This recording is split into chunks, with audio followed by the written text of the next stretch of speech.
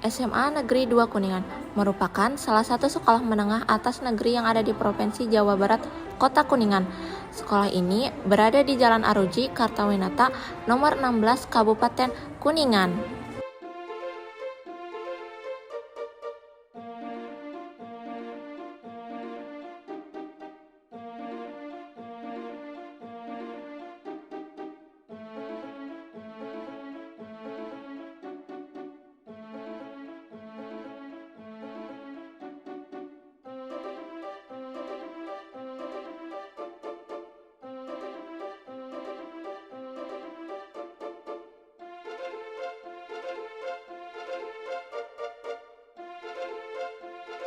Kuningan adalah salah satu kota yang terletak di Provinsi Jawa Barat, mempunyai ciri khas yaitu kota kuda, bahkan sampai mempunyai julukan Kuningan Kota Kuda.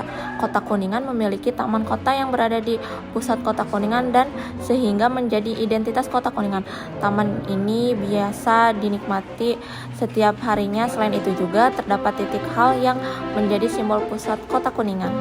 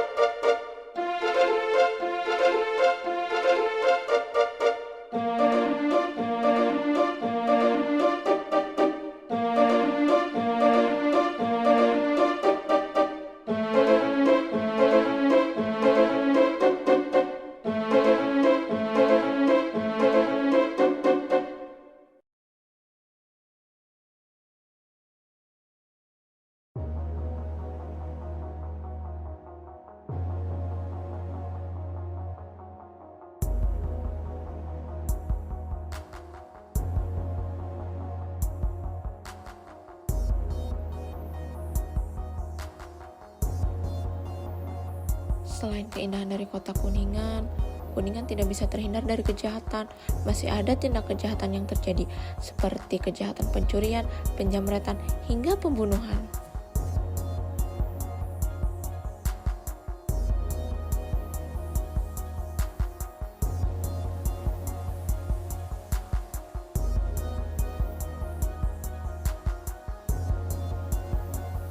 Nah, di sini kami sudah sampai di lapas. Sebelum kami masuk, kami disuruh mengisi data kami terlebih dahulu.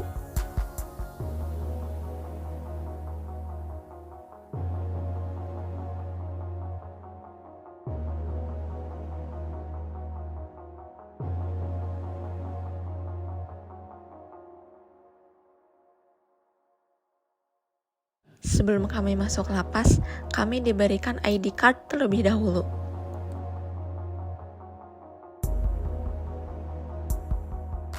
Nah, ini dia. Kita mulai memasuki gerbang. Biasanya di sini sudah mulai ada orang-orang yang melakukan tindak kejahatan. Nah, kita di sini sedang berjalan menuju wawancara.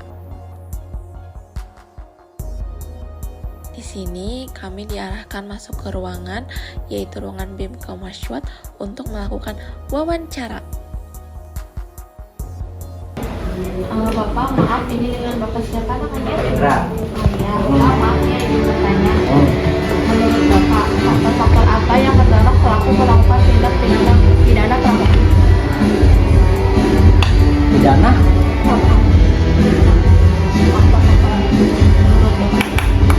Perampokan ya? Kalau perampokan itu kan kasus di KUHP-nya sendiri kasus 365. Ya, kalau dia 368 itu namanya pemakaman. Kalau 365 satu orang aja. Lo dia di situ aja. Sini aja sini. Lo bukan situ aja ini. Ya. Hah? Kamu obat? Kriminal siapa? Kriminal ya. Oh ya udah itu. Kita kasih yang serem. Tunggu. Ya. Faktor orang suka melakukan tindak kriminal biasanya satu, lingkungan. Ya. Dua, ekonomi. Ya kan? Ketiga, mungkin karena dia sudah bukan kebiasaan sih pergaulan dari temen atau gimana, dia udah nggak mau berbuat hal-hal yang enggak, tapi karena teman ini mengajak lah, bukannya melakukan, mengajak ke bawah-bawah. Terus kedua, faktor yang paling dominan biasanya faktor ekonomi. Orang melakukan tindak kejahatan lah, bukan tindak kriminal ya. Tindak kejahatan itu biasanya faktor ekonomi yang kebanyakan mah. Itu hanya orang suka melakukan penodongan 365, pencurian 363, 362, pemalsuan 374. Nah, terus 378 ngebohongin orang lah. Saya minjem motor dia, saya gadein ke orang, berarti kan saya ngebohongin dia, jatuhnya 378. Itu biasanya yang paling dominan, yang paling banyak lah, ya kan? Karena ekonomi lah. Yang nomor 2 biasanya lingkungan. Yang nomor 3 biasanya pergaulan. Dominannya gitu. Kebanyakannya. Apakah masih bisa dituntut apabila orang tersebut melakukan pencurian sedangkan hasil pencurian sudah dikembalikan? Oh bisa. Hukum itu kan tidak begitu, ya kan? Saya minjem duit ke dia, ya kan? Janjiin tanggal 5. Tanggal 5 nggak saya bayar, ini ngadu, ya kan? Tanggal 7 saya bayar. Cuma karena dia sudah ngadu dulu, hukum tetap berjalan. Tapi ada keringanannya, karena ada tingkat baiknya. Itu masih bisa. Terus sebelum pelaku dimasukkan penjara, apakah ada eksekusi atau step-step yang dilakukan sebelum masuk ke lapas? Ini kan ada tahanan. Tuh, kalau tahanan itu satu, orangnya belum ingkrah, belum mempunyai kekuatan hukum tetap. Ya, tahapannya masih dalam proses penyidikan. Ya kan? Nah, dari penyidikan nanti sidik, dari sidik ditahan. Dari ditahan nanti orang ini diajukan untuk persidangan. Setelah disidang, diponis, diputus. Dari diputus, orang ini masih belum menjadi narapidana. Setelah dia dianggap narapidana, setelah dieksekusi oleh kejaksaan dengan putusan yang ada dari pengadilan. Jadi itu ada 2 berkas, ya kan? Putusan dari pengadilan, seandainya dia 3 tahun putusannya tuh. Nah, yang menjalankan eksekusinya itu dari kejaksaan. Jadi 2 surat itu dibawa ke kita, itu baru nanti namanya narapidana. Nah, kalau proses dari nol, dari ditahan polisi, ditahan kejaksaan, pengadilan, itu masih namanya tahanan. Bisa nggak ngebedainnya? Setelah dia divonis hakim, ya kan, divonis seandainya 4 tahun nih, ya, divonis hari ini, besok suratnya keluar, surat vonisnya itu tuh, ya kan, tapi belum dieksekusi oleh kejaksaan, kan eksekutornya kan kejaksaan. Nah, itu masih tahanan kalau di kita. Tapi setelah dieksekusi oleh kejaksaan, surat 2 ini vonis dengan ekstra vonis ya, ekstra vonis dengan eksekusi yang dari kejaksaan dibawa ke kita, besok dia sudah berganti, bukannya tahanan lagi, sudah dianggap narapidana. Itu loh. Lalu apa kegiatan kegiatan sehari-hari pidana selama dilakukan? Pokoknya kalau kegiatan kita kan satu kegiatan pembinaan ya, enggak. Terus yang itu apa ya? Hah? Keterampilan, ya kan? Pembinaan mandiri sama pembinaan kepribadian. Nah, kalau pembinaan mandiri kayak kita ajarin mereka nggak bisa sholat, kita ajarin sholat. Mereka nggak bisa ngaji, kita ajarin ngaji. Kita suruh sholat berjamaah, ya kan? Ikut pramuka, ya kan? Ada. Terus olahraga, senam bersama, membaca buku, dan keterampilan-keterampilan yang lain lah. Nah, kalau dia mandiri, termasuk ada pembuatan meja, kursi, menjahit, itu. Jadi bedanya, tahu kan? Ya, menghasilkan lah. Jadi seandainya dia buat menjahit, belajar menjahit baju, nah itu namanya keterampilan, ya kan? Kalau dia belajar sholat, pramuka, itu mandiri namanya, kepribadian. Jelas nggak bedanya? Nah. Lalu apa kendala Bapak saat menangkap pelaku perampokan? Kalau seandainya kendala, sebenarnya kalau kita menangkap bukan di kita. Kita malah menerima. Kalau kita menerima, kalau menangkap itu di kepolisian.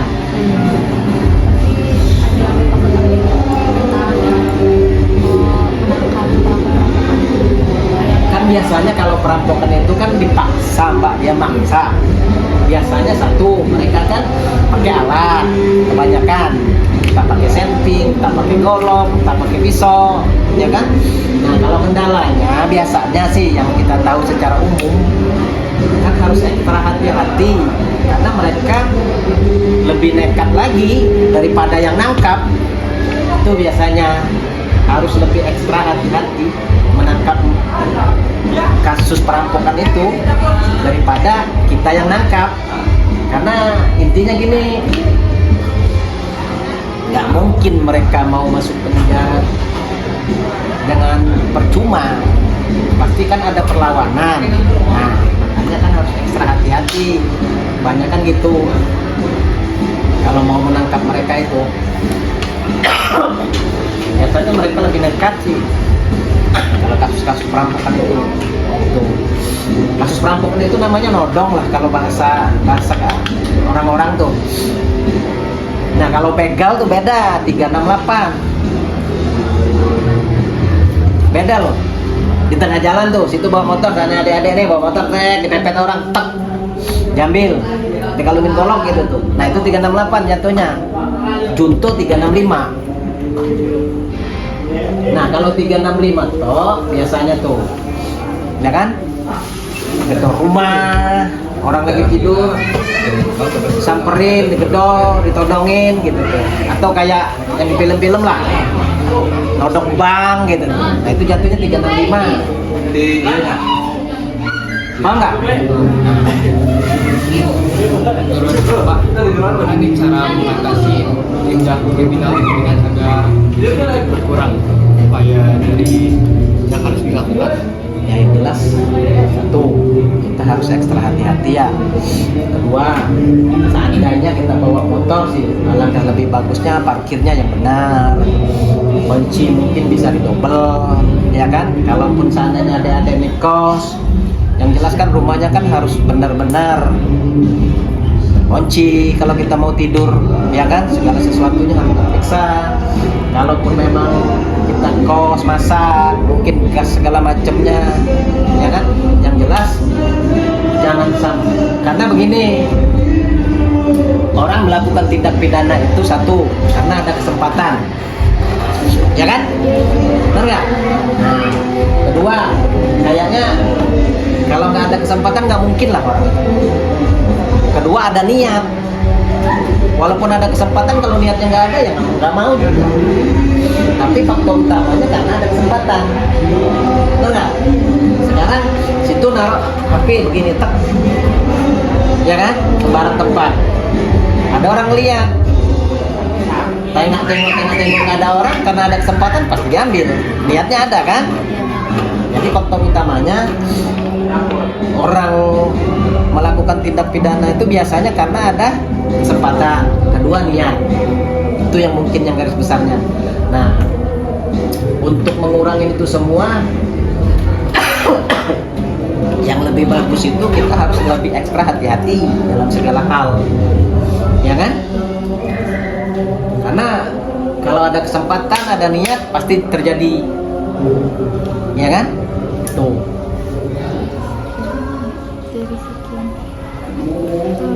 Dari sekian banyak tindak pidana asal, yang mana yang akan Bapak terus berkembang menurut Bapak?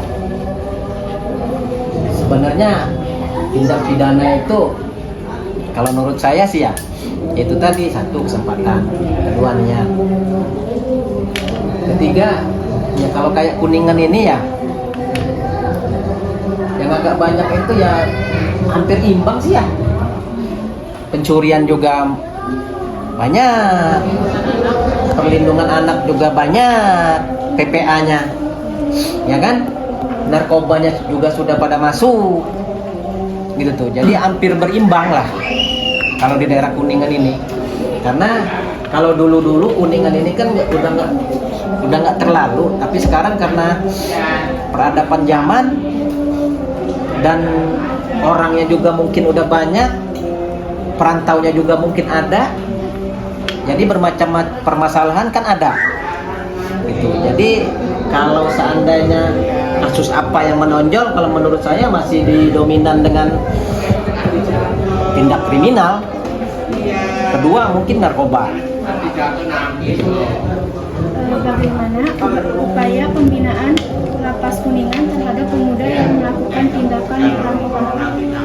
Yang jelas kita kan satu,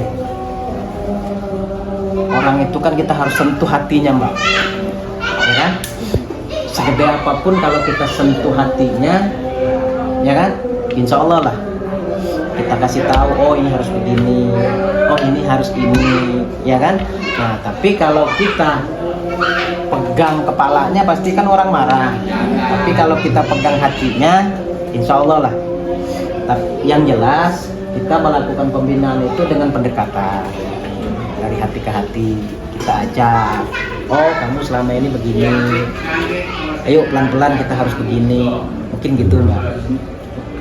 Jadi harus lebih dekat ke orangnya, cara mengambil hatinya gitu. Iya, karena di dalam penjara ini ada gesekan sedikit pun rame, Mbak. Rokok sebatang pun bisa tinju-tinjuan gitu tuh. Makanya kita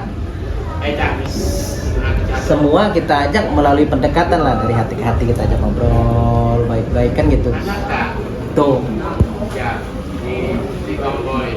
Oke, cukup sekian Pak pertanyaan yang bisa kami tanyakan. Cukup. Terima kasih kepada Bapak yang telah meluangkan waktunya bersedia direpotkan sama kami untuk memenuhi tugas sosiologi, Pak. Amin. Dia apakah mau tobat, apakah mau mulai tindak pidana, apakah mau nyari kerja, gitu loh. Ya saya menjadi hidup yang lebih baik. Iya. Selama di sini apa aja yang udah didapetin? Yang dapetin apa? Menyukuri arti rasa bersyukur. Iya dong. Ya contohnya satu pelajaran yang bisa diambil selama saya di sini. Di sini pengen ngerokok susah gitu. Kalau di luar kan enak ya. Iya, itu aja sih. Lebih mensyukuri nikmat dah. Tadi kan kami udah nanyain kegiatan apa sih yang dilakukan para narapidana di sini. Tadi ada pengasahan skill mandiri, Oh iya. keterampilan. Nah, kalau misalkan dari dua itu apa yang udah didapat? Kalau saya apa ya? Keterampilan apa ya? Kalau misalkan kegiatan sehari-hari di sini boleh dijelaskan kayak gimana aja dari Kegiatannya bangun ya. pagi? Dari awal situ bangun pagi, sholat subuh, dibuka, situ korpe ikut nyapu-nyapu gitu loh. Nah, iya. Ya, kegiatan Diceritain lah dari awal. bangun pagi, terus apa itu tadi bantu-bantu bersih-bersih, ya kan kebersihan sebagian dari iman. Iya. Itu dia. Terus, Habis bersih-bersih apa lagi? ya ngobrol sama kawan-kawannya seperti halnya rutinitas pada umumnya. Kalau siang dia sholat berjamaah. sholat 5 waktu, tidak pernah itu. Kalau misalkan dari lingkungan di sini ada perbedaan nggak? Enggak sih menurut saya. Iya. Mungkin cukup sekian Iya. wawancara dari kami. Iya. Mohon maaf mengganggu aktivitasnya. Terima kasih sudah membantu tugas menyelesaikan tugas sekolah. Iya. Sebagian. Ya, sama-sama. Assalamualaikum warahmatullahi wabarakatuh. Perkenalkan, nama saya Ruli Cipta Ramadan. Saya ketua kelompok dari kelompok kriminalitas. Dan saya, Laita Nasya selaku wakil ketua. Hai, aku Aulia sebagai anggotanya. Halo, aku Aulia Pratiwi, anggota dari kelompok kriminalitas. Halo, nama saya Alisa Bakir sebagai anggota kelompok kriminalitas. Berdasarkan hasil analisis penulis, maka dapat disarankan bahwa satu kepada pemangku kebijakan agar dapat memprioritaskan kebijakan kriminal atau kriminal polisi sesuai dengan kebutuhan dan karakteristik wilayah yang ada. 2. Aparat penegak hukum agar lebih peka terhadap perubahan dinamika sosial yang ada di tengah masyarakat dan konsisten dalam pelaksanaan prosedur operasional standar, mulai dari pencatatan hingga penanganan laporan. 3. Kepada masyarakat agar lebih peduli terhadap lingkungan sekitar mereka, mau dan mampu melaporkan semua peristiwa kejahatan yang mereka alami kepada pihak kepolisian atau pihak. 3. Kriminalitas merupakan fenomena atau kejadian sosial yang telah ada sejak zaman dahulu. Aktivitas ini menimbulkan banyak sekali dampak yang serius bagi masyarakat. Berdasarkan pembahasan di atas, dapat disimpulkan bahwa yang mendorong terjadinya tindakan kriminalitas di Kota Kuningan adalah faktor ekonomi dan faktor pendidikan. Faktor ekonomi yang menghampir dapat menyebabkan seorang rentan melakukan tindakan kriminalitas seperti mencuri, menjamret dan sebagainya. Sedangkan faktor pendidikan, masyarakat yang tidak memiliki latar belakang pendidikan, pola pikirnya, bekal pendidikan yang baik, ada kemungkinan dapat mencegah tingkah laku yang jahat. Kesimpulan yang bisa kami simpulkan adalah terjadinya kriminalitas meliputi beberapa faktor. Yang bisa kami simpulkan adalah yang pertama tentang kurangnya pendidikan. Kurangnya akses terhadap pendidikan formal atau rendahnya tingkat pendidikan dapat menghasilkan ketidakmampuan dalam memperoleh pekerjaan yang stabil dan mempengaruhi resiko terlibat dalam kejahatan. Lalu yang kedua adalah faktor dari lingkungan. Lingkungan yang kurang aman dengan tingkat kekerasan yang tinggi atau kurangnya pengawasan dapat mempengaruhi terjadinya kejahatan. Lalu yang ketiga adalah masalah keluarga dan lingkungan. Ketidakstabilan keluarga, kekerasan dalam rumah tangga, pengabaian anak, atau pergaulan dengan teman sebaya yang kriminal juga dapat meningkatkan resiko seseorang terlibat dalam pelaku kriminal. Jadi, kasus yang kami teliti adalah penggelapan. Penggelapan termasuk ke dalam faktor ekonomi karena pelaku merasa kesal kepada korban dan pelaku juga mengambil barang-barang korban yang dimana barang-barang tersebut digelapkan oleh pelaku dan korban yaitu orang tuanya melaporkan si pelaku ke pihak yang berwajib.